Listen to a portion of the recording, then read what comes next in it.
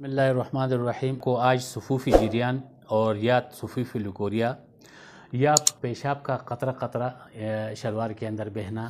یا خروجی مزی، بعض وقت انسان جو ہے نا بیوی کے ساتھ ملے یا کوئی غلط پکچر ایسے دیکھے تو ڈائریکٹ اس کے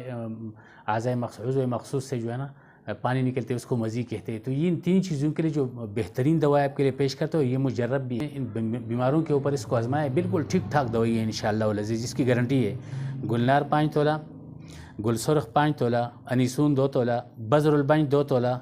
کمیلا 2 تولہ، زیرہ 3 تولہ، فرمیان 1 تولہ، تخم کاہو 3 تولہ، تخم صداب 3 تولہ، بلوط 3 تولہ، کندر 3 تولہ،